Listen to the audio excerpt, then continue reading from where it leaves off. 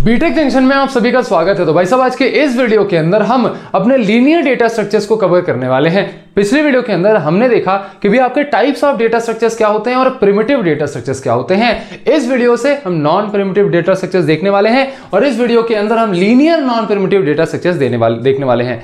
तो non primitive data structures दो प्रकार के होते हैं, लीनियर और नॉन लीनियर। लीनियर को इस वीडियो में कवर करेंगे, नॉन लीनियर को अगली वीडियो में कवर करेंगे।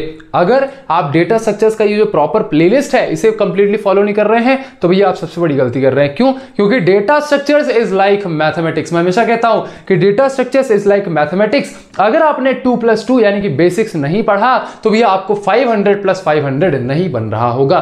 तो डेटा स्ट्रक्चर्स को एक फ्लो में पढ़ने के लिए डिस्क्रिप्शन में प्लेलिस्ट की लिंक दे दूंगा, जाके आप चेकआउट कर सकते हैं। आपके यूनिवर्सिटी एग्जाम्स के हिसाब से पढ़ाया गया है। उसके अलावा अगर आपको डिस्क्रीट, ऊप्स ये सब भी पढ़ना है, जो भी सब्जेक्ट्स आपके अदर हैं इस सेमेस्टर में, वो भी आप वहां से पढ़ सकते हो। सबकी लिंक मैं डिस्क्रिप्शन में दे दूंगा। ठीक है, चलिए भैया स्टार्ट करते हैं अपने लीनियर डेटा स्ट्रक्चर्स से। अब सबसे पहले मैं आपको यह बताऊं कि भैया डेटा स्ट्रक्चर्स क्या होते हैं, उससे पहले मैं आपको एक डिस्क्लेमर देना चाहूंगा। क्या डिस्क्लेमर देना चाहूंगा कि भैया जो आपके नॉन प्रिमिटिव डेटा स्ट्रक्चर्स होते हैं, इन्हीं नॉन प्रिमिटिव डेटा स्ट्रक्चर्स पर ही ये पूरा सब्जेक्ट बेस्ड है। ठीक है, तो जैसे समझिए एरे और लिंक्ड लिस्ट आप इस यूनिट में पढ़ेंगे, यूनिट नंबर 1। स्टैक और क्यू आप सेकेंड यूनिट में पढ़ेंगे। ट्रीज आप थर्ड यूनिट में पढ़ेंगे। ग्राफ आप फोर्थ यूनिट में पढ़ेंगे। दैट मींस कि इन सभी इंडिविजुअल डेटा स्ट्रक्चर्स को आप इन डेप्थ प्रॉपर कोडिंग के साथ, एल्गोरिथम्स के साथ पढ़ने वाले हो, बराबर। लेकिन अभी क्योंकि एग्जाम में क्या पूछा जाता है कि what are primitive and non primitive data structures, तो हमें भैया एज अ नोट्स वहां पर लिखना होता है। थोड़ा थोड़ा हमें एरे के बारे में भी लिखना पड़ेगा, थोड़ा थोड़ा लिंक्ड लिस्ट के बारे में, थोड़ा स्टैक क्यू सबके बारे में एक छोटा सा डिस्क्रिप्शन हमें लिखना पड़ेगा। तो मैं चाहता हूं कि आपका ये जो क्वेश्चन है जो एग्जाम में आता है ये कवर हो जाए। इसलिए आज की इस वीडियो के अंदर मैं आपको एरे, लिंक्ड लिस्ट, स्टैक और क्यू लीनियर डेटा स्ट्रक्चर समझाऊंगा तो, लेकिन इन डेप्थ आप बाद में समझोगे। तो जस्ट इन केस अगर आज की वीडियो के अंदर कंप्लीटली नहीं भी समझ में आ पाता है ना, तो ये मत सोचना कि आप नहीं समझ पा रहे हो या आप अच्छे से पढ़ नहीं पा रहे हो। ठीक है, बस ये समझना कि अभी भैया ऊपर ऊपर से एक ओवरव्यू दे रहे हैं, डेप्थ में हम इन सभी को इंडिविजुअली पढ़ रहे होंगे आने वाले चैप्टर्स के अंदर। ठीक है, तो आई होप आपको समझ में आ गया होगा। आज हम इसके एक शॉर्ट डिस्क्रिप्शन देख रहे होंगे, थोड़ा क्रक्स देख लेंगे कि अच्छा ये सारी चीजें थोड़ी थोड़ी में क्या है, ये एक इंट्रोडक्शन ले लेंगे बेसिकली। चलिए, तो लीनियर डेटा स्ट्रक्चर समझने वाले हैं। लीनियर डेटा स्ट्रक्चर्स दो प्रकार के होते हैं, स्टैटिक और डायनेमिक। ये क्या हो गया भैया, ये क्या हो गया, स्टैटिक डायनेमिक मेरा सारा हिल गया। ठीक है भैया, तो लीनियर डेटा स्ट्रक्चर्स दो प्रकार के होते हैं, स्टैटिक और डायनेमिक। स्टैटिक जिसका साइज चेंज ना हो, अब ये साइज के बारे में समझेंगे, टेंशन मत लो। स्टैटिक जिसका साइज चेंज ना हो और डायनेमिक जिसका साइज चेंज हो सकता है। तो स्टैटिक डेटा स्ट्रक्चर्स होते हैं आपके एरे, या ऐसा समझिए कि लीनियर डेटा स्ट्रक्चर्स में एरे आता है, लिंक्ड लिस्ट आता है, स्टैक और क्यू, ये सारे के सारे आपके लीनियर डेटा स्ट्रक्चर्स हैं। अब लीनियर क्यों भैया? क्योंकि ये एक लाइन में रहते हैं, जैसा कि as the name suggest, linear मतलब लाइन। अब समझिए क्या होता है कि मान लीजिए मैंने यहां पर बोला कि भैया मुझे एक इंटीजर ए नाम का वेरिएबल बनाइए और इसके अंदर मैंने 3 स्टोर किया, बराबर। मैंने यहां पर इंटीजर ए नाम का वेरिएबल बनाया और यहां मैंने 3 स्टोर कर दिया। अगर मैं आपको बोलता हूं कि भैया मुझे 5 भी स्टोर करना है, तो आप क्या करोगे भैया? एक बी वेरिएबल बना देंगे, 5 स्टोर कर देंगे। अगर मैं बोलता हूं कि मुझे 6 भी स्टोर करके दो, तो आप क्या करोगे भैया? सी नाम का वेरिएबल बनाओगे, सी नाम का इंटीजर वेरिएबल बनाओगे और भैया यहां 6 को भी स्टोर कर दोगे। लेकिन अगर मैं आपसे कहता हूं कि 1 to 100 सभी नंबर्स को आप स्टोर करिए, तो क्या 1 to 100 सभी नंबर्स के लिए आप ऐसे जो है एक एक वेरिएबल बनाएंगे? नहीं भैया, this is not a good practice. तो यहां पर लार्ज अमाउंट ऑफ डेटा को स्टोर करने के लिए आ गया एरेज। क्या आ गया भैया? लार्ज अमाउंट ऑफ डेटा को स्टोर करने के लिए क्या आ गया? एरेज। बस एक शर्त क्या है? बस एक शर्त यह है कि एरेज के अंदर सेम डेटा टाइप के एलिमेंट्स ही स्टोर होते हैं। सेम डेटा टाइप के एलिमेंट्स ही स्टोर होते हैं। अब ये सेम डेटा टाइप क्या होते हैं अभी समझाता हूं। जैसे देखिए, यहां पर मैं एक वेरिएबल के अंदर एक ही नंबर स्टोर कर सकता था, एक ही इंटीजर स्टोर कर सकता था। लेकिन अगर मैं ऐसा लिख दूं इंट ARR या एरे लिख देता हूं पूरा, जैसे ये ए वेरिएबल है, बी वेरिएबल है, ऐसे ही एरे भी एक वेरिएबल का नाम है। ठीक है भैया, चलिए। और यहां पर मैंने ब्रैकेट के अंदर स्पेसिफाई कर दिया कि भैया मुझे एरे का साइज चाहिए, लेट अस सपोज 10, मुझे 10 साइज की एक एरे चाहिए और उसके अंदर सभी एलिमेंट्स क्या हैं? 1 2 3 4 5 6 7 8 9 और 10, ये मेरे क्या है भैया? सारे के सारे एलिमेंट्स हैं। तो जैसे ही मैंने ये लाइन ऑफ कोड लिखा, मेरे मेमोरी के अंदर एक एरे क्रिएट हो जाएगी। क्या क्रिएट हो जाएगी भैया? एक एरे क्रिएट हो जाएगी जिसका साइज होगा 10, 1 2 3 4 5 6 7 8 1 2 3 4 5 6 7 8 9 और भैया ये 10 हो गया। ठीक है, 10 हो गया ना यार, गिन लेना। ठीक है, अगर ज्यादा भी बन गया तो कोई दिक्कत नहीं। तो इसके अंदर ये हो गई आपकी एरे। तो एरे बेसिकली क्या है कि भैया आपका इंटीजर कुछ ऐसा बनता था, यहां पर ए नाम से इंटीजर बन गया, तो भैया ये एक मेमोरी ब्लॉक है। अगर ऐसे ही हम 10 मेमोरी ब्लॉक्स को आपस में कनेक्ट कर दें एक के बाद एक, तो भैया ये बन जाता है आपका एरे। बस यहां पर आपको एक चीज ध्यान रखनी है कि एक एरे के अंदर सेम डेटा टाइप के एलिमेंट्स स्टोर हो सकते हैं। जैसे यहां सारे एलिमेंट्स क्या सेम डेटा टाइप के हैं। हाँ जी भैया, ये भी इंटीजर है, ये भी इंटीजर है, ये भी इंटीजर है, ये भी इंटीजर है। आप ऐसा नहीं कर सकते कि एरे के फर्स्ट ब्लॉक में आपने 1 स्टोर कर दिया और सेकेंड ब्लॉक में आपने 1.2 स्टोर कर दिया, क्योंकि भैया 1 जो है वो इंटीजर है, 1.2 आपका फ्लोटिंग पॉइंट नंबर है। तो एक एरे के अंदर सिर्फ सेम डेटा टाइप के नंबर्स आप स्टोर कर रहे होंगे। तो ये चीज आप हटाइए यहां से। ठीक है, तो आई होप आपको एरे का कॉन्सेप्ट समझ में आ गया होगा। तो भैया यहां पर ये जितने भी नंबर्स हैं वो यहां स्टोर हो सकते हैं, 1 2 3 4 5 6 7 8 9 और 10। क्या मेरी बात आपको समझ में आई? हाँ जी भैया, आपकी बात हमें समझ में आ चुकी है। अब एरे के किसी भी एक सिंगल एलिमेंट को एक्सेस करने के लिए हम इंडेक्स का सहारा लेते हैं। इंडेक्स क्या होता है भैया? जैसे यहाँ ये 1 2 3 ये तो इसका डेटा हो गया। क्या हो गया? डेटा। यहां पर ABCD भी हो सकता था, कुछ भी हो सकता था। ठीक है, तो डेटा में आपको नजर नहीं लगाना है। यहां पर हर ब्लॉक जो होता है उसको एक इंडेक्स दिया जाता है, 0 1 2 3 4 5 6 7 8 9। ये चीज नहीं समझ में आई भैया? अभी समझाता हूं।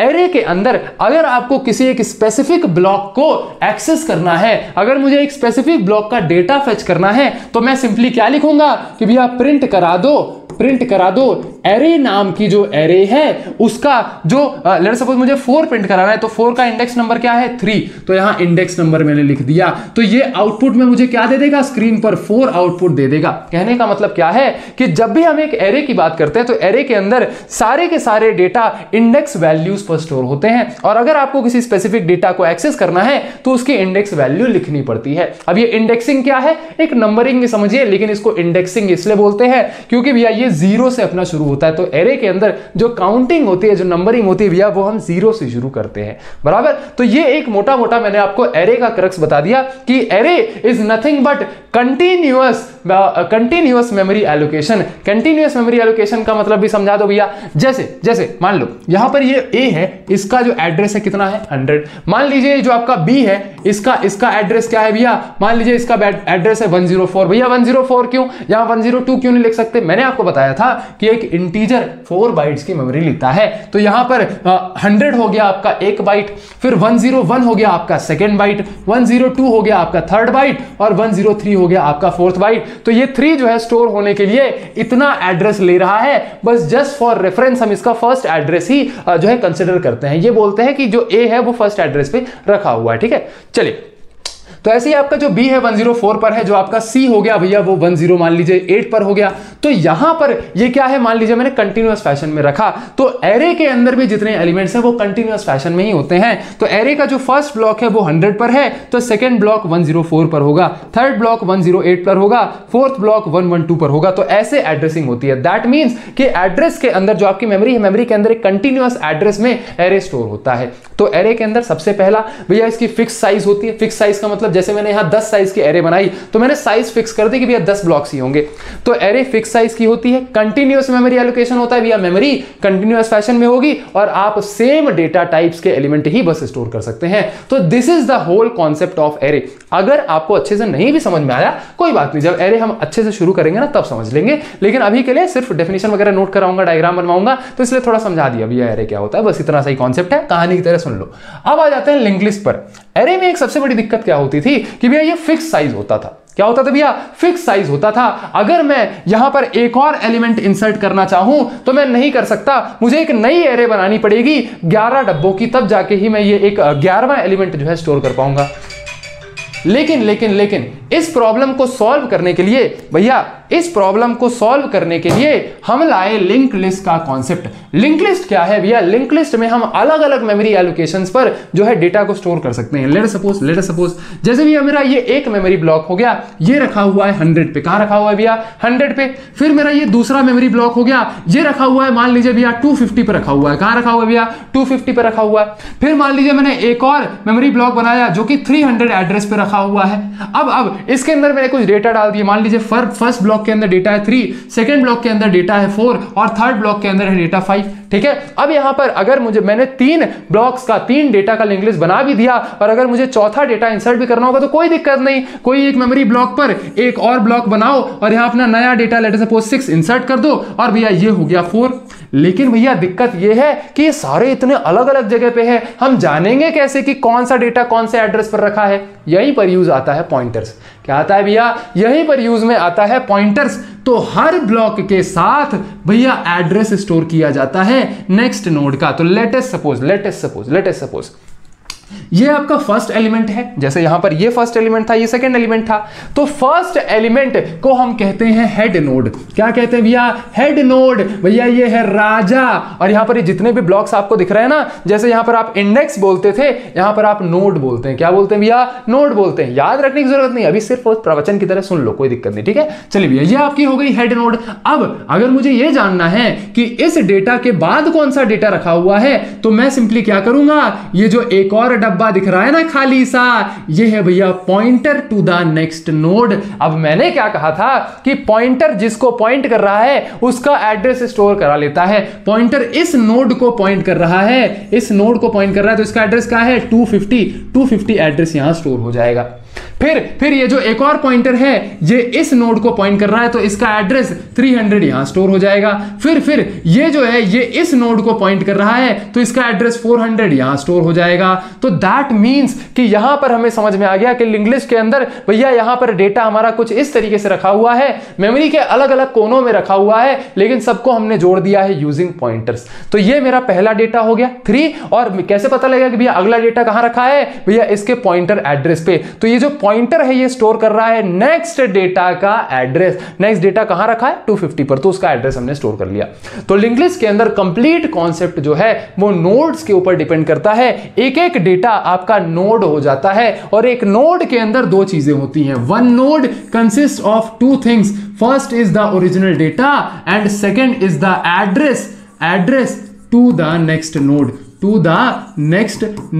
तो ये भैया मोटा माटी मैंने आपको लिंक लिस्ट का कॉन्सेप्ट समझा दिया। भैया ये लीनियर एक लाइन में तो नहीं दिख रहा है? अरे यार बुड़बक, अगर मैं इसको ऐसे लिख देता, ऐसे अगर बना देता, ऐसे अगर बना देता, डब्बों को एक लाइन में बना देता, तो भैया एक लाइन में तो आ जाते। तो एरे और लिंक लिस्ट आपके लीनियर डेटा स्ट्रक्चर होते हैं, क्योंकि भैया ये एक लाइन में होते हैं। ठीक है, अब जैसे जैसे ये लास्ट नोड है, इसके आगे कोई भी और नोड और डेटा नहीं है, तो हम क्या करते हैं कि पॉइंटर में कॉन्सेप्ट होता है नल का, हम नल वैल्यू स्टोर करा सकते हैं। नल को मतलब समझ लो 0, नील बटे सन्नाटा। ठीक है, तो लास्ट नोड के आगे कोई नोड नहीं है, तो इसके अंदर हमने नल स्टोर करा दिया। अब डेप्थ में इसको समझेंगे जब लिंक लिस्ट आएगा, लेकिन अभी के लिए आपको एक क्रक्स समझ में आ गया। ठीक है, इसको नोट नहीं करना है, इसको नोट बिल्कुल नहीं करना है, नोट में आपको कराऊंगा। अब एरे और लिंक लिस्ट समझने के बाद आ जाता है स्टैक एंड क्यू। लगता है वीडियो थोड़ी सी लंबी बन जाएगी दोस्तों, लेकिन भैया गुजारिश है, इतना अच्छे तरीके से, इतने प्यारे तरीके से YouTube पर आपको कोई नहीं पढ़ा रहा है, जाके आप चेकआउट कर सकते हैं, अदर वीडियोस भी देखिए, आपको यहां मजा आएगा। सचिन सर जो जाने माने टीचर हैं, ठीक है, विश्वास रखिए। अगर आप पहली बार मुझे देख रहे हैं, हालांकि आपने शायद कभी मुझसे पढ़ा होगा फिजिक्स वगैरह, कभी कुछ तो पढ़ा होगा शायद, बट अगर नहीं भी पढ़ा है तो विश्वास मानिए मैं बहुत अच्छा टीचर हूँ। मुंह या मिट्ठू नहीं बन रहा हूँ, अपने मुंह से तारीफ नहीं कर रहा हूँ। बच्चे ऐसा कहते हैं कि हाँ सर आप अच्छा पढ़ाते हो, तो वही मैं आपको बोल रहा हूँ कि अच्छा पढ़ाता हूँ, बस विश्वास करना। ये जो इनिशियल 1-2 लेक्चर्स हैं, अगर मान लो कुछ चीज़ें नहीं समझ में आ रही है, कोई बात नहीं, क्योंकि इंटर रिलेटेड है ना, तो बाद में समझ में आ जाएगा। अभी सिर्फ और सिर्फ जितना मैं बोलता जा रहा हूँ, जो समझा रहा हूँ, उसको प्रवचन की तरह सुनो, जो लिखवा रहा हूँ उसको नोट कर लो। ठीक है, ऐसा भी नहीं है कि कंप्लीट नहीं समझ में आएगा, मैं अपनी पूरी कोशिश करूंगा। ठीक है भैया, एरे और लिंक लिस्ट हमें समझ लिया। अब आ जाते हैं स्टैक और क्यू पर। एरे आपने समझ लिया ना, तो स्टैक और क्यू समझना कोई बहुत बड़ी बात नहीं है। भैया ये मेरी है नोटबुक्स। क्या है भैया? ये मेरी है नोटबुक्स। नोटबुक्स बड़ी मोटी मोटी हैं भैया, यहाँ पर 1-2 और नोटबुक्स रख लेते हैं। मान लीजिए एक और नोटबुक रख लिया, फिर ये एक और नोटबुक रख लिया, तो ये क्या है भैया? ये क्या है? नोटबुक्स का स्टैक है। क्या है भैया? नोटबुक्स का स्टैक है भैया। यहां पर ये पहली, ये दूसरी, ये तीसरी, ये चौथी। ठीक है, अब अगर मान लीजिए मुझे इस स्टैक को बनाना होगा, मान लीजिए मुझे एक स्टैक को बनाना होगा, तो ये रहा मान लीजिए मेरा स्टैक। ठीक है, ये मान लीजिए मेरी कोई बास्केट है, कोई डब्बा है, जिसके अंदर मैं सभी नोटबुक्स को डालना चाह रहा हूं। ठीक है, तो ये मैंने पहली नोटबुक इसके अंदर डाल दी, ये मैंने पहली नोटबुक इसके अंदर डाल दी। अब क्या मैं इसके नीचे कोई भी नोटबुक डाल सकता हूं? नहीं भैया, नहीं डाल सकता, क्योंकि ये डब्बा है ना, सिर्फ ऊपर से खुला हुआ है, तो सिर्फ ऊपर से आप इसमें एक और नोटबुक डाल सकते हैं। तो मैंने क्या किया, ऊपर से एक और नोटबुक इसमें डाल दी। ऊपर को क्या कहते हैं भैया, हम टॉप से डाल रहे हैं तो this is the top, this is the top, ठीक है। फिर एक और नोटबुक डालनी है तो भैया एक और नोटबुक हमने डाल दी, तो ये मेरा डब्बा है। नोटबुक्स क्या क्या है भैया, डब्बा है। डब्बा होता तो मैं एक्चुअली आपको दिखा देता, लेकिन अभी भैया आप ऐसा समझिए कि ये नोटबुक्स क्या है, डब्बा है। और डब्बा क्योंकि सिर्फ ऊपर से खुला हुआ है तो सिर्फ ऊपर से ही आप जो है एक नई नोटबुक को इसके अंदर डाल सकते हैं। तो stack is a collection of data, जहां पर आप हर डेटा को सिर्फ और सिर्फ टॉप से इंसर्ट कर सकते हैं। जैसे शादी में भैया प्लेटें होती हैं, क्या होती हैं भैया, शादी में भैया प्लेटें होती हैं। वो जो प्लेटें लगी होती हैं ना, प्लेट एक के ऊपर एक प्लेट्स रखी होती हैं, तो भैया एक के ऊपर एक हमारी सारी प्लेट्स रखी होती हैं, ठीक है, एक के ऊपर एक सारी प्लेट्स रखी होती हैं। तो यहां हम इसे कहते हैं स्टैक ऑफ प्लेट्स। तो यहां पर अब आप समझिए कि अगर मुझे इस स्टैक ऑफ प्लेट्स के अंदर एक नई प्लेट को इंसर्ट करना है, मतलब इसके ऊपर एक और नई प्लेट रखनी है, तो इसी के ऊपर ले जाके एक और नई प्लेट रख दूंगा, बराबर एक और नई प्लेट रख दूंगा। लेकिन अगर इसमें से एक प्लेट निकालनी है तो मैं किस प्लेट को निकाल सकता हूं, क्या सबसे नीचे वाली प्लेट को निकाल सकता हूं? नहीं भैया, निकालने की कोशिश करोगे गिर जाएगा। तो यहां पर जो सबसे टॉप वाली प्लेट रखी है आप सिर्फ उसे ही निकाल सकते हो। दैट मीन्स स्टैक एक ऐसा डेटा स्ट्रक्चर है जिसके अंदर आप कुछ भी डालना हो या निकालना हो सिर्फ टॉप से कर सकते हो। दैट मीन्स स्टैक एक ऐसा डेटा स्ट्रक्चर है जहां पे आप इंसर्शन यानी कि डेटा में कुछ डालना या फिर डिलीशन स्टैक से कुछ निकालना सिर्फ और सिर्फ टॉप से कर सकते हो, सिर्फ और सिर्फ टॉप से कर सकते हो। तो स्टैक के अंदर आप इंसर्शन डिलीशन सिर्फ और सिर्फ टॉप से करते हो। अब मैंने बहुत ही लेमन टर्म्स में समझा दिया, क्योंकि ज्यादा टेक्निकली अगर मैं चीजें बोलता तो आपको नहीं समझ में आता, तो मैंने ज्यादा टेक्निकल टर्म्स का यूज नहीं किया है। लेमन टर्म्स में आपको स्टैक का मतलब समझा दिया है। अभी सिर्फ मतलब समझ लो, सेकंड चैप्टर में जब स्टैक की एक्चुअली पढ़ेंगे तो टेक्निकल लैंग्वेज में बात कर लेंगे, ठीक है। चलिए, तो ये हो गया भैया आपका स्टैक। अब स्टैक एक प्रिंसिपल पर काम करता है भैया, लीफो प्रिंसिपल। लीफो प्रिंसिपल क्या है भैया, last in first out principle, last in first out principle. थोड़ा सा इसे भी समझ लेते हैं, नोट्स में काम आएगा ना यार, ये सारी चीजें डेफिनेशन में लिखवाऊंगा तो पहले से बताना जरूरी है, ठीक है। तो लास्ट इन फर्स्ट आउट का मतलब आप समझिए, लास्ट इन फर्स्ट आउट का मतलब क्या है भैया, कि जैसे यहां पर सबसे आखिरी में मैंने कौन सी प्लेट डालू भैया, सबसे आखिरी में आपने ये सबसे ऊपर जो रखी ये वाली प्लेट सबसे आखिरी में डाली होगी, तो सबसे आखिरी में मैंने ये वाली प्लेट डाली। अब अगर मुझे सबसे भैया यहां पर इंसर्शन जो है कि कोई प्लेट निकालनी होगी तो मैं क्या करूंगा, सबसे ऊपर वाली जो प्लेट रखी हुई है उसे निकाल लूंगा, सबसे ऊपर वाली जो प्लेट है उसे निकाल लूंगा। इसका मतलब क्या है, लास्ट में जो प्लेट रखी उसे सबसे पहले निकालोगे, लास्ट में जो प्लेट रखी उसे सबसे पहले निकालोगे। Last in first out, last in first out. तो स्टैक के अंदर जो भी डेटा लास्ट में अंदर गया है वही सबसे पहले बाहर आएगा। तो स्टैक आपका एक प्रिंसिपल पर काम करता है, लीफो प्रिंसिपल, जिसका भैया नाम है last in first out principle. जो डेटा लास्ट में इंसर्ट हुआ है वही सबसे पहले बाहर आएगा। तो ये छोटा छोटा हिसाब किताब है पूरे स्टैक का। आई होप आपको ये चीज समझ में आ गई होगी। अब स्टैक के अंदर भी हम एरेज का इस्तेमाल करते हैं, कि जैसे आपकी एरे ऐसी होती है ना, आपकी एरे ऐसी होती है, तो हमने क्या कर दिया, एरे को थोड़ा ऐसा कर दिया, वर्टिकल कर दिया, और यही आपका स्टैक बन गया। तो यहां पर स्टैक ऑफ एलिमेंट हो गया, सबसे नीचे वाले जो ब्लॉक में होगा, मान लीजिए 1 रख दिया, फिर 2 रख दिया, फिर 3 रख दिया, फिर 4 रख दिया। टॉप ऑफ द स्टैक क्या है भैया, ये आपका टॉप ऑफ द स्टैक है, ये भैया आपका टॉप ऑफ द स्टैक है। मान लीजिए यहां पर कोई भी एलिमेंट ना होता तो, मान लीजिए यहां पर भैया कोई भी एलिमेंट ना होता तो, मान लीजिए यहां पर कोई भी एलिमेंट ना होता तो हम भैया एक नया एलिमेंट हमेशा सिर्फ टॉप से इंसर्ट कर पाते, भैया एक नया एलिमेंट हम सिर्फ टॉप से इंसर्ट कर पाते। तो भैया यहां पर ये स्टैक की पूरी कहानी हो गई। आपको एक छोटा सा जो है क्रक्स समझ में आ गया होगा, इंट्रोडक्शन समझ में आ गया हो स्टैक के बारे में। अब बात करते हैं क्यू की, अब बात करते हैं भैया क्यू की। क्यू क्या है, क्यों क्या है भैया, क्यों है ये, क्यों है, क्यों पढ़ना पड़ रहा है। Q is line, Q is line. जब भी आप एक मूवी टिकट खरीदते हैं, मान लीजिए आपने एक मूवी टिकट खरीदी, तो मूवी टिकट के सामने भैया ऐसे करके जो है बहुत सारे लड़के लोग जो हैं लाइन में खड़े हैं, भैया बहुत सारे लोग जो है लाइन में खड़े हैं, तो ये लाइन को ही हम क्यू कहते हैं। क्यू उर्दू में इसको कतार भी बोलते हैं। भैया उर्दू क्यों पढ़ाने लगे, आप तो सचिन द्विवेदी हैं। ठीक है भैया, कोई बात नहीं, उर्दू भी आती है, ज्ञान है भैया, ज्ञान कोई धर्म मजहब नहीं देखता। ठीक है भैया, तो ये आपके जो लाइन है इसी को हम क्यू कहते हैं। क्यू का मतलब है कतार, लाइन। ठीक है भैया, तो ये आपकी क्यू है, ये आपका रियल लाइफ एक्सप्लेनेशन हो गया क्यू का। अब क्यू काम करता है आपके फीफो प्रिंसिपल पर। फीफो प्रिंसिपल का मतलब क्या है, फर्स्ट इन फर्स्ट आउट इसका मतलब क्या है भैया कि लाइन में जो सबसे पहले आएगा बाहर भी सबसे पहले जाएगा। तो जो ये आदमी है भैया, ये सुबह से ही बैठा था कि कब थिएटर खुलेगा जाके टिकट खरीद लूंगा। तो सबसे पहले कौन आया? ये आदमी आया। और सबसे पहले टिकट किसको मिलेगी? इसी आदमी को मिलेगी। तो क्यू में जो सबसे पहला आदमी इन हुआ वही सबसे पहला आदमी आउट हुआ। तो फर्स्ट इन फर्स्ट आउट, जो फर्स्ट इन हुआ वही फर्स्ट आउट हुआ। तो ये फीफो प्रिंसिपल पर काम करता है, first in first out principle पर काम करता है।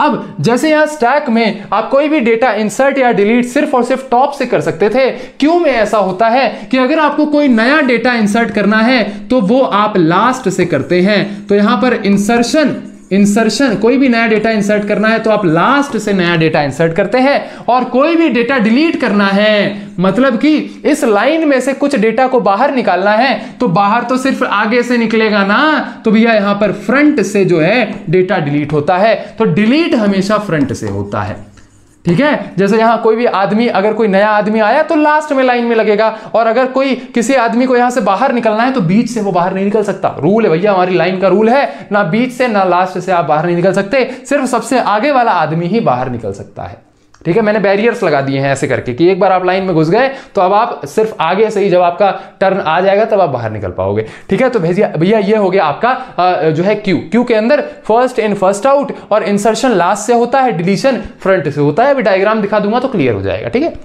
ये हो गया स्टैक एंड क्यू। तो इसी के साथ आपके लीनियर डेटा स्ट्रक्चर्स खत्म होते हैं। एरे, लिंक लिस्ट, स्टैक और क्यू, सभी चीजें आपको समझ में आ चुकी है। एक बार मैं देख लूं भैया वीडियो की लेंथ कितनी हो। 22 मिनट की वीडियो बन गई भैया, माय गॉड 22 मिनट की वीडियो बन गई है। तो भैया 22 मिनट की वीडियो आप थोड़ा सहिएगा। अब बस थोड़ा सा डेफिनेशन वगैरह देख लेते हैं और उसके बाद भैया पैकअप, ठीक है। तो ये हो गया आपका स्टैक एंड क्यू। अब डेफिनेशन देख लेते हैं भैया। सबसे पहले एरेज को नोट करिए। ये भैया आपकी एरे की definition. An array is a collection of elements store in continuous memory allocation. भैया कंटीन्यूअस, भैया वही है, कंटीन्यूअस लिखा हुआ है, बस टेक्निकल लैंग्वेज में थोड़ा कंटीन्यूअस मेमोरी एलोकेशन इसको बोल देते हैं। तो एरे आपका कलेक्शन ऑफ एलिमेंट्स है that is stored in continuous memory allocation. इसके की कैरेक्टरिस्टिक क्या है भैया? सबसे पहला तो एरे फिक्स साइज की होती है, मैंने आपको बता दिया था। All elements must be of the same data type. भैया एक एरे के अंदर इंटीजर रखोगे तो सारे इंटीजर ही होने चाहिए, फ्लोट रखोगे तो सारे फ्लोट ही होने चाहिए, ठीक है भैया। Each element can be accessed bye it's index. अगर मुझे बीच से किसी एलिमेंट को एक्सेस करना है तो मैं उसका इंडेक्स नंबर यूज करके उसे एक्सेस कर सकता हूं, ठीक है भैया। तो ये इसके कुछ की कैरेक्टरिस्टिक्स हो गए। एक एरे को बनाने का ये एक एग्जांपल मैंने आपको लिखवा दिया था। भैया मुझे इंटीजर टाइप की एरे बनानी है, उसका नाम हो गया ARR, उसका साइज बता दिया हमने 5, तो ये हो गया भैया आपका साइज, ठीक है। ये हो गया आपका नेम, ठीक है। ये इंटीजर हो गया आपका डेटा टाइप की। एरे के अंदर आप कौन से टाइप का डेटा रखना चाह रहे हैं, और ये हो गया आपका एक्चुअल सारा का सारा डेटा, ठीक है। तो इस तरीके से हम एक एरे को बनाते हैं। ये आप डायग्राम ये जो है तो एग्जांपल लिख देना, ठीक है। अब एरे के अंदर हम कुछ कॉमन ऑपरेशंस परफॉर्म करते हैं। अब देखो समझना बात को कि एग्जाम के अंदर जब क्वेश्चंस आते हैं ना तो वो डायरेक्टली क्या पूछता है कि भैया right the algorithm for insertion in an array. तो किसी एरे के अंदर कुछ डेटा अगर इंसर्ट करना है तो उसका एल्गोरिथम आप मुझे लिख के बताओ। ऐसे क्वेश्चंस आते हैं। तो ये जो एल्गोरिथम्स आपसे पूछ रहे हैं यही तो ऑपरेशंस हैं कि भैया एक एरे के अंदर हम कुछ इंसर्ट कर रहे हैं, कोई डेटा डिलीट कर रहे हैं, कोई डेटा जो है फेच कर रहे हैं, सर्च कर रहे हैं, सारे जितने भी एरे के डेटा है सबको डिस्प्ले कर रहे हैं। ये सारे के सारे क्या हैं? Operations on array. तो भैया एरे के अंदर आप सबसे पहले तो एरे को बनाते हो, पहला ऑपरेशन ये हो गया। दूसरा ऑपरेशन हो गया भैया इंसर्शन इन एरे। तीसरा ऑपरेशन हो गया हम एरे के अंदर कोई एलिमेंट डिलीट कर सकते हैं। फिर भैया चौथा ऑपरेशन हो गया ट्रैवर्सिंग एन एरे। ट्रैवर्सिंग का मतलब क्या है कि एरे के अंदर जितने एलिमेंट्स हैं सबको प्रिंट करा दो। इसी को भैया थोड़ा अंग्रेजी में हम कहते हैं ट्रैवर्स करना एरे को, ठीक है। इसको ऐसा कह सकते हैं कि एरे में जितने भी एलिमेंट्स हैं सबको बारी बारी हमने विजिट किया। 2 पे गए 2 को प्रिंट करा दिया, 4 पे गए 4 को प्रिंट करा दिया, 10 पे गए 10 को प्रिंट करा दिया। बारी बारी सभी एलिमेंट्स पे हम गए और सबको प्रिंट करा दिया, ठीक है। तो इसी को हम कहते हैं ट्रैवर्सल। मर्जिंग 2 एरेज, 2 एरेज हैं उनको आपस में मर्ज कर दिया। स्प्लिटिंग ऑफ एन एरे, एक एरे है उसको बीच से स्प्लिट कर दिया। तो ये कुछ ऑपरेशंस है जो हम एरे के अंदर परफॉर्म करते हैं। ये सभी ऑपरेशंस आपको डिटेल में विद एल्गोरिथम विद कोड हम इसी आने वाले लेक्चर्स में कर रहे होंगे, क्योंकि पूरा यूनिट ही इसी पे बेस्ड है। हाँ भैया पूरे यूनिट में यही सब है, तो यही सब इत्मीनान से कर रहे होंगे। अभी के लिए भैया नोट्स के हिसाब से आप इसको लिख लीजिए। नोट करिए इसको फटाक से, नोट करिए इसको फटाक से भैया। चलिए एरेज के बाद आ जाता है लिंक लिस्ट। तो लिंक लिस्ट का मैंने आपको समझाया, link list is a dynamic data structure. Dynamic data structure क्यों होता है भैया? आपका जो एरे होता है वो स्टैटिक डेटा स्ट्रक्चर होता है। क्यों? क्योंकि उसका साइज आप चेंज नहीं कर सकते। 10 साइज की एरे बना दी तो वो 10 की ही रहेगी, 11 की नहीं बनेगी। लेकिन लिंक लिस्ट डायनेमिक होता है, मतलब उसका साइज आप चेंज कर सकते हो। अगर 3 नोड्स हैं तो भैया एक और नोड अटैच कर दी, 4 नोड्स बन गई। तो link list dynamic data structure होता है। वेयर एलिमेंट्स क्या है? Nodes are linked using pointers. बहुत सारी नोड्स होती हैं, सारी के सारी नोड्स को हम भैया पॉइंटर्स की मदद से जो है आपस में लिंक करते हैं। I hope you got the point. Each node contains data and pointer. Her node के पास 2 चीजें होती हैं, पहला कॉलम में होता है डेटा और दूसरे कॉलम में होता है पॉइंटर। पॉइंटर को शॉर्ट में पीटीआर करके लिख देते हैं। तो भैया एक नोड कुछ आपकी ऐसी दिखती है, ठीक है। चलिए, की कैरेक्टरिस्टिक्स क्या है भैया? पहला तो इसका डायनेमिक साइज होता है, फिर दूसरा होता है no direct access of any element.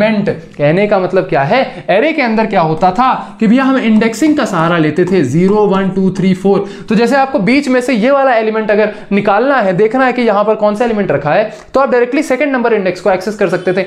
लेकिन लिंक लिस्ट के अंदर ऐसा कोई कॉन्सेप्ट नहीं होता है। आपको क्या करना पड़ेगा? आपको भैया फर्स्ट नोड से शुरू करना पड़ेगा। और लेट्स सपोज सी नोड का डेटा आपको चाहिए तो फर्स्ट से सेकंड पे जाइए, सेकंड से थर्ड पे जाइए और फिर सी का डेटा आप एक्सेस कर लीजिए। तो ये जो विजिट करना हुआ ना, हर नोड को विजिट कर रहे हैं, इसी को कहते हैं ट्रैवर्स करना, ठीक है। तो टेंशन मत लो। थोड़ा अभी क्या है कि नए नए शब्द आपके ऊपर आ रहे हैं तो आपको लग रहा है कि भैया टफ है। टफ नहीं है यार, ये ट्रैवर्स, यही नोड, यही इंडेक्स बार बार जब सुनोगे ना, बार बार सुनाऊंगा भाई मैं, बार बार जैसे जैसे सुनोगे तो आपको ऑलरेडी ये चीजें इजी लगने लगेगी, हलवा लगने लगेगी, ठीक है। आप भैया मेरे से पढ़ रहे हो एंड मेरे को खुद के ऊपर इतना कॉन्फिडेंस है कि मैं आपको ये सब्जेक्ट बहुत ही ईजी करके दे दूंगा, ठीक है। चलिए, तो लिंक लिस्ट के अंदर हम डायरेक्ट कोई भी एलिमेंट एक्सेस नहीं कर सकते, हमें ट्रैवर्स करना जरूरी है, ठीक है। चलिए, कॉमन ऑपरेशंस वही भैया, आप लिंक लिस्ट को बनाओगे, उसमें कुछ डेटा इंसर्ट करो, कुछ डिलीट करो, भैया ट्रैवर्स करो, कॉन्कैटिनेट करो। कॉन्कैटिनेट मतलब मर्ज करो, 2 लिंक लिस्ट को आप आपस में मर्ज करके एक सिंगल लिंक लिस्ट बना दो। फिर भैया सर्चिंग ऑफ एन एलिमेंट, किसी भी एक एलिमेंट को आप लिंक लिस्ट के अंदर सर्च करिए। तो ये कुछ कॉमन ऑपरेशंस है जो लिंक लिस्ट के अंदर आपको परफॉर्म करने होते हैं। इन्हीं ऑपरेशंस पे डायरेक्ट क्वेश्चन आते हैं कि भैया insertion of A link list का एल्गोरिथम बताइए, ऐसे क्वेश्चंस आपके आते हैं, ठीक है। तो ये डिटेल में हम पूरे यूनिट के अंदर पढ़ने वाले हैं। अभी बस क्या पढ़ने वाले वो थोड़ा सा बता दिया, ठीक है। लिंक लिस्ट नोट करिए इसको फटाक से, ठीक है भैया। चलिए, लिंक लिस्ट भी हमने नोट कर लिया। अब आपका बचा है शायद स्टैक और क्यू बचा हुआ है। अच्छा, ये लिंक लिस्ट का डायग्राम है, ये डायग्राम भी आप नोट करिए फटाक से, ठीक है भैया। तो ये आपके लिंक लिस्ट होती है। जो लिंक लिस्ट के अंदर जो फर्स्ट नोड है उसे हेड नोड कहते हैं और हर नोड में डेटा होता है और नेक्स्ट जो नोड है उसका एड्रेस होता है। तो यहां लिख देते हैं नेक्स्ट पॉइंटर एड्रेस, ठीक है भैया। नेक्स्ट नोड का जो एड्रेस होता है वो यहां पर स्टोर किया जाता है। तो ये आपके लिंक लिस्ट का डायग्राम हो गया। चलिए, ठीक है भैया। अब स्टैक नोट करिए भैया, ये हो गया आपके स्टैक की डेफिनेशन, लीफो प्रिंसिपल पर काम करता है भैया।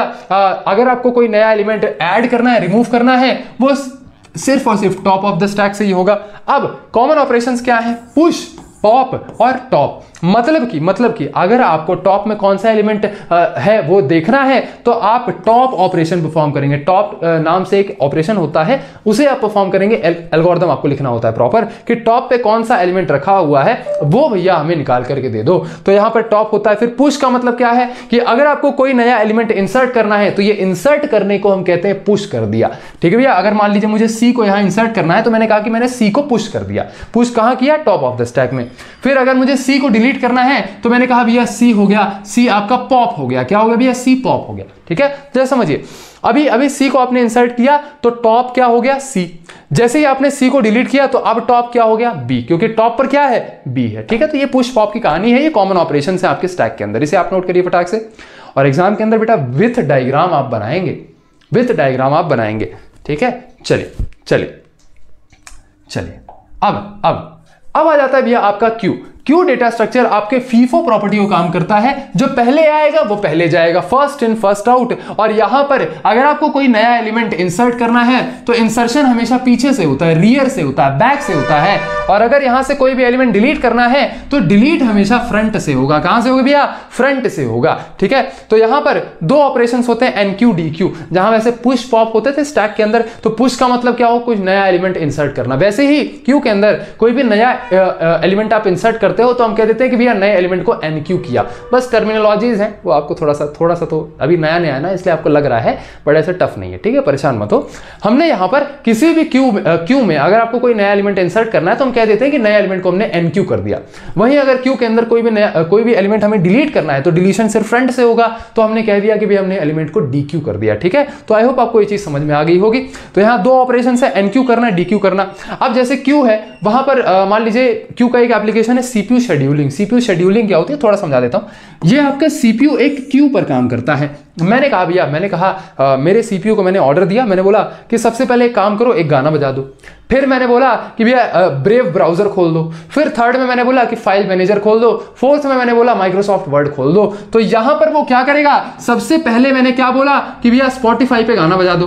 दूसरे में मैंने क्या बोला कि ब्रेव खोल दो। तीसरे में मैंने बोला फाइल मैनेजर खोल दो। और चौथे में मैंने बोला कि भैया माइक्रोसॉफ्ट वर्ड खोल दो। जो आपका सीपीयू है वो इन सभी टास्क को जो आपने उसको दिया उसको शेड्यूल कर देगा एक क्यू के अंदर। वो एक क्यू में लगा देगा, पहले इसे एग्जीक्यूट करेगा, फिर इसे, फिर इसे, फिर इसे, ठीक है भैया। तो ये क्यू यहां पर यूज होता है। तो सीपीयू के अंदर टास्क को शेड्यूल करने के लिए हम क्यू का यूज करते हैं। तो ये एक एप्लीकेशन हो गया, एग्जाम के अंदर आप जो है लिख के और अपना दबदबा जमा सकते हैं एग्जामिनर के बीच में, ठीक है। तो इसे आप नोट करिए फटाक से, इसे आप फटाक से नोट करिए, ठीक है भैया।